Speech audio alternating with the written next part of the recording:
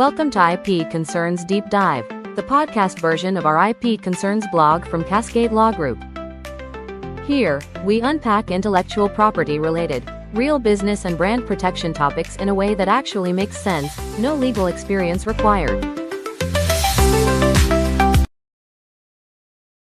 Imagine trying to find just one single counterfeit watch hidden somewhere inside a pile of 5 million different watches. Right. That sounds completely impossible. Yeah, but now imagine you have to do that every 24 hours, forever. Yeah. And, if you fail, a multinational brand might literally take you to court. Wow. Yeah, that's a mathematical nightmare. Exactly. And that is the exact terrifying reality that mega marketplaces face every single day. It really fundamentally changes the whole conversation around e-commerce, doesn't it? Oh, absolutely. Because when you're processing millions of transactions an hour, Yeah. traditional quality control, like a human being actually looking at a product on an assembly line, it's just physically impossible. You just can't do it. Right. The sheer volume forces a completely different approach to policing the marketplace. Which is actually the core focus of our deep dive today. We are pulling apart this really informative brief from Cascade Law Group. It's titled Safeguarding Brand Integrity, the Temu Brand Guardian Initiative. Okay, sounds intense. It is. The mission here is to decode how these massive global marketplaces are actually, policing their digital shelves, and why understanding the mechanics of intellectual property protection, or IP, is vital if you want to operate in the modern economy. Yeah, and I think that's so important for you, the listener, to grasp. Because whether you're an entrepreneur building a business, or a creator trying to protect your designs, or really just a consumer trying to figure out why certain products just vanish from your search results overnight, this matters. Right. It affects everyone. Exactly. We are going to look at the hidden infrastructure driving all those outcomes. Because the battles happening behind the scenes of your online purchases, they're incredibly high-tech. And they basically dictate the entire landscape of global retail. Okay, let's unpack this. The Cascade Law Group brief sets the stage by looking at the broader industry standard first, right before zeroing in on Temu. Yeah, it's not just a Temu thing. Exactly. It points out that this is an industry-wide arms race. Like Amazon has the brand registry, Walmart runs their brand portal, eBay has the Vero program. Oh, yeah. They're all building these parallel infrastructures. But why? Why are they spending millions on this? Well, honestly, they are forced to. The liability of hosting counterfeit goods is an absolute existential threat to their core business models. Because they could get sued out of existence. Right. The whole purpose of these specialized IP programs is to automate the removal of infringing products at a scale that, like we said, humans just can't manage. And when the brief mentions infringing products, it's specifically targeting copyright, trademark, and patent violations, right? Yeah, exactly. But the ultimate goal, if you look at it from the platform's perspective, is preserving the trust of the consumer. Oh, because if I buy a fake watch, I don't just blame the random seller. Exactly. If you get burned by a fake, you blame the platform. You say, I got scammed on this site, not I got scammed by user 123. That makes total sense. So think of these massive digital marketplaces like endless, sprawling cities. Okay, I like that. Right. Millions of people are walking around, setting up shop, buying and selling out of digital storefronts. These IP protection programs, the Amazon registries, the Temu Brand Guardian initiatives, they function as the specialized security forces of these cities. Yeah, that's a great way to look at it. Because if you walk up to a prime piece of real estate in one of these digital cities and just, claim you own it, the security force isn't just going to take your word for it. You need the deed to the property. And in the digital marketplace, that deed is highly specific. Right. The source material really emphasizes that these platforms require valid, officially registered trademark documentation. So that's the bottom line. Yeah, it's the non-negotiable anchor for the whole system. But wait, why trademarks specifically, though? Because the brief mentions copyrights and patents, too.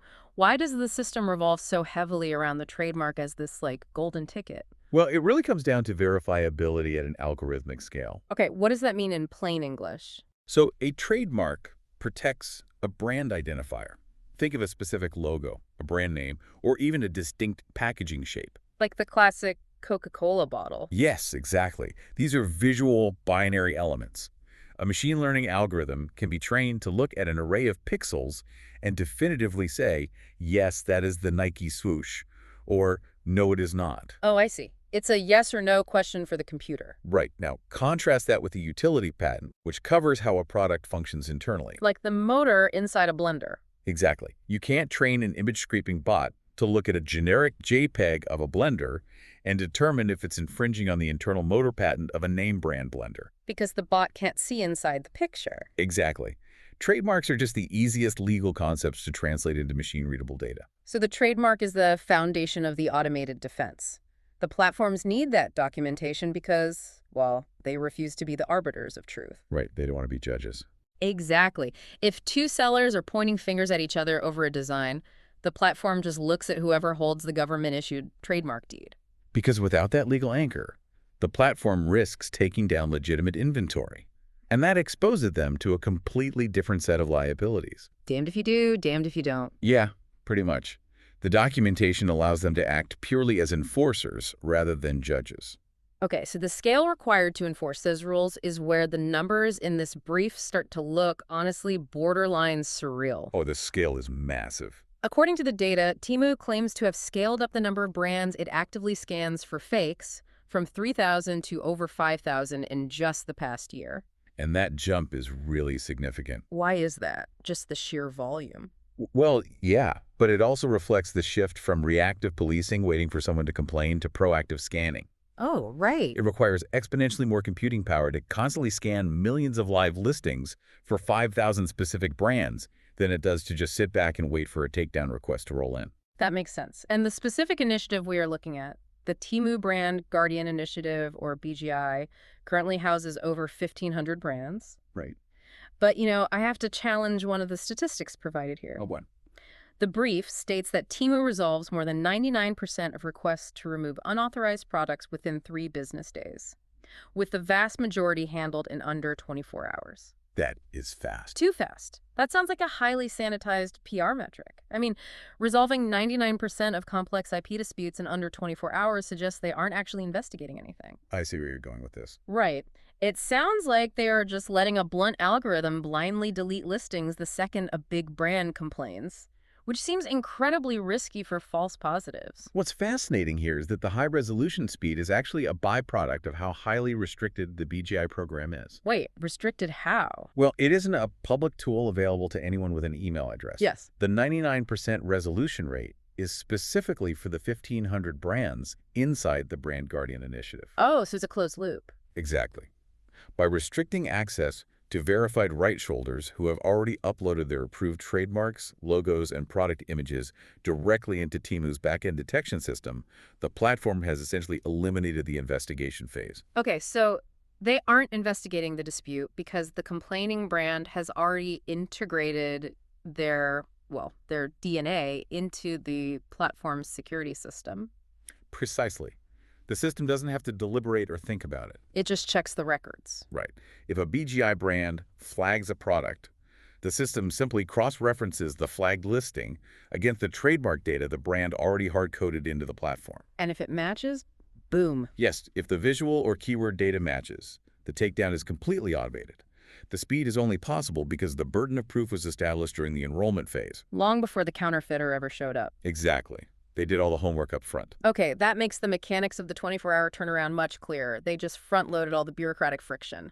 Yeah, that's a good way to put it. So let's look at how that automated detection actually works across the lifecycle of a product.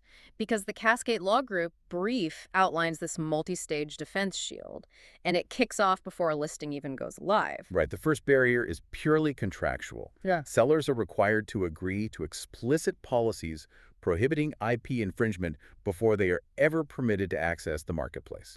But, I mean, a digital contract is essentially meaningless if you don't know who is pressing the accept button. Very true.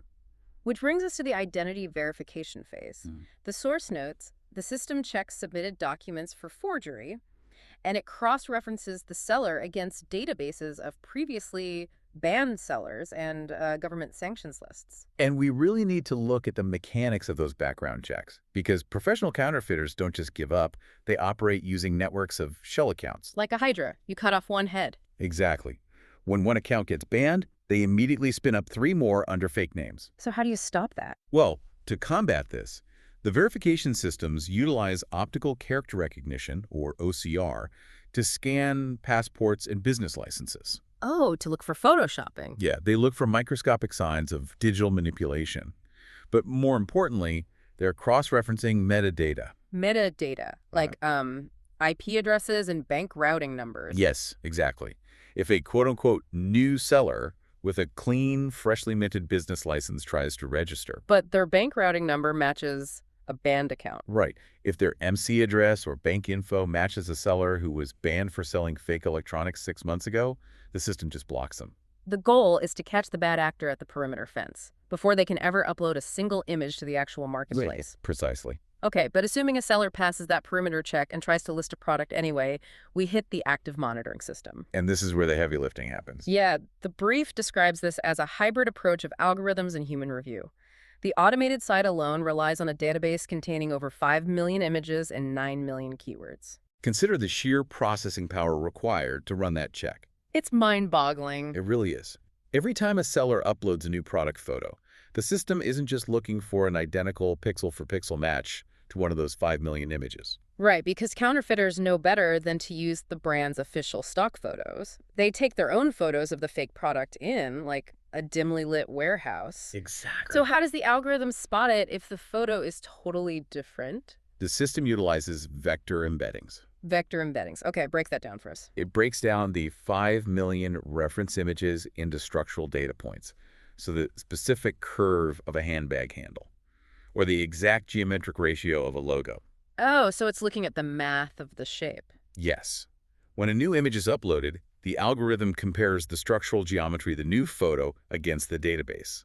If the geometry matches a protected trademark, the listing is flagged. Even if the lighting and background are completely different. Exactly. It doesn't care about the background. That is wild. And the 9 million keywords operate on a similar principle, right? It's not just doing a basic text search. Right, because counterfeiters use evasive language. Yeah, they will spell a brand name with a 0 instead of an O.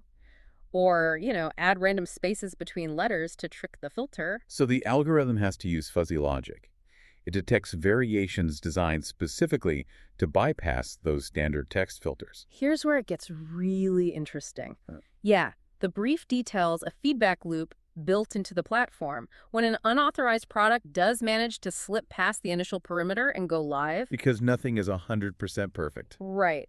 But when it is eventually caught by a human reviewer or flagged by a brand owner, that exact evasion tactic is fed directly back into the detection system. Oh, wow. It functions identically to a digital immune system. The biological analogy holds up perfectly under scrutiny there. Right. Think about the mechanics of a vaccine.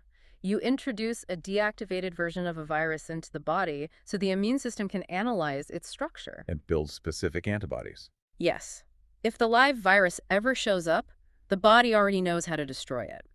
In this e-commerce ecosystem, a successful counterfeit is the virus. That's a great way to visualize it. The moment it is identified and removed, the platform extracts its data, the specific keyword evasion used, the lighting angle of the photo, and generates algorithmic antibodies. So that specific variation of the fake can never infect the marketplace again. Exactly. The algorithm is quite literally learning from its own failures. And this highlights why the hybrid model, combining AI with human review, is just non-negotiable. Because the AI can't do it all. Right. Algorithms are unmatched in speed and scale, but they lack contextual reasoning. They only know what they have been trained to look for. So if a counterfeiter comes up with a totally new trick... Exactly. When a counterfeiter invents a completely novel evasion technique that the algorithm has never seen, it requires a human reviewer or the brand owner to spot it. The human provides the context, spots the anomaly, and flags it. And the moment the human flags it, the algorithm adjusts that new data point and immunizes the entire platform against it. So the 5 million images and 9 million keywords, they are not just static archives. Not at all. They are a living, self-updating threat intelligence network. But, and this is a big but, having access to this self-updating high-tech defense grid is not a public right. Definitely not. It is a highly guarded fortress. Which brings us to the practical application for anyone out there actually trying to sell products online. The brief is explicit about the price of admission. Yeah, the architecture we just outlined is entirely inaccessible unless you meet the strict prerequisite. Which is an approved trademark. Yes, not a pending application with the patent office. And not a copyright on a sketch you drew in your notebook. Exactly, a fully approved, legally binding trademark. And honestly, Even holding that paperwork isn't enough on its own. Wait, really? Yeah. The source notes that brands must take that approved trademark and register it within Temu Seller Central. Okay, so this is the crucial integration step. Exactly. Owning a trademark gives you legal rights in a physical courtroom, but it does absolutely nothing for you on an e-commerce platform until you manually plug that legal data into their back-end infrastructure. You literally have to feed your IP into their 5 million image database so the algorithms know what to protect. You do. And for day-to-day enforcement, the brief outlines specific reporting avenues. Brands can utilize Temu's IP protection portal, or they can leverage the Temu brand registry, which securely stores the trademark information to expedite future takedown requests. But reading through these requirements, it becomes painfully obvious why the source material highlights the necessity of legal teams like Cascade Law Group. Oh, absolutely. Navigating this is not a matter of simply, filling out a quick web form. No, it is a highly bureaucratic process where a single clerical error can leave your entire product line exposed. Law firms specializing in this space aren't just filing paperwork. What are they doing then? They are executing a full tech legal integration strategy. Because getting the initial trademark approved is a massive hurdle on its own. It can take months or years. You have to file in the correct classes, ensure the vector graphics meet strict government standards, respond to office actions. It's exhausting. Right. And once you finally secure the government deed, you have to successfully map that legal data into the specific digital architecture of Temu or Amazon or Walmart. And that mapping is where things fall apart for a lot of people. Because if you register your trademark for apparel, but your actual product is categorized by the platform algorithm as, say, sporting goods. The automated shield might completely ignore a counterfeit of your product. Because it's looking in the wrong bucket. Exactly. The platforms place the entire burden of accurate integration squarely on the creator. The technology to protect your brand exists, but the platform will not proactively deploy it on your behalf until you have meticulously proven your ownership and formatted your data to their exact specifications. So what does this all mean? Well, it means the romanticized idea of just inventing a great product and throwing it online to see if it sells that era is dead. Yeah. The formal legal paperwork is the literal entry ticket required to activate the digital security forces. If you skip securing an approved trademark because it feels too tedious or expensive, you are essentially building a beautiful, fully stocked storefront in the middle of a massive digital city. And then just walking away with the front door wide open. Exactly. So synthesizing the data from the Cascade Law Group brief, the reality of the modern digital shelf is pretty stark. It really is. These platforms are highly contested battlegrounds. They are defended by multi-layered identity checks, massive vector image databases, and self-updating AI loops. But that entire multi-million-dollar defense infrastructure remains entirely dormant for you, personally, until you provide the verified legal deed to your intellectual property. It shifts the responsibility from the platform right back to the creator. You have to demand your own protection. You really do. And looking at the sheer scale of the technology involved leaves us with a rather provocative scenario to consider. Yeah, let's talk about that. Because the brief centers heavily on Temu's current reliance on that database of 5 million images and 9 million keywords to automatically spot fakes. Right, the digital immune system we talked about. Yes, but technology accelerates on both sides of the law. Counterfeiters are not static adversaries. No, they are highly adaptable. So as bad actors inevitably gain access to advanced open-source generative AI tools, the nature of the counterfeit listing is going to change, isn't it? Oh, drastically. But how so? I mean, if the fake product looks like the real product, the AI will still catch it, right? Well, not necessarily. A counterfeiter could use generative AI to subtly alter every single unauthorized product listing they upload. Oh, I see. They could prompt an AI to tweak the lighting angle by just 2 degrees, or generate an entirely synthetic, unique background for every single photo, or even subtly morph the structural geometry of the image just enough to bypass the vector embeddings in the platform's database, while still appearing totally identical to the human eye.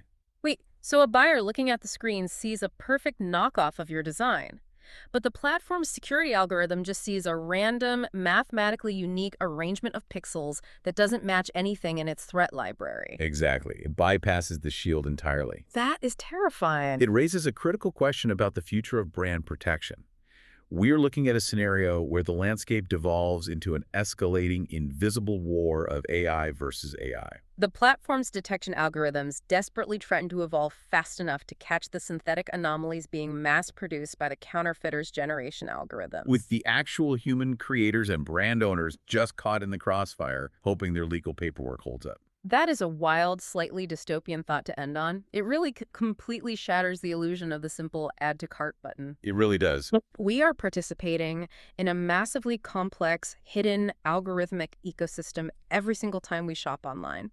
We hope this deep dive helped illuminate some of those shadows for you and explain the real mechanics working behind the curtain. Definitely. Thank you so much for joining us, and as always, keep learning and questioning the world around you.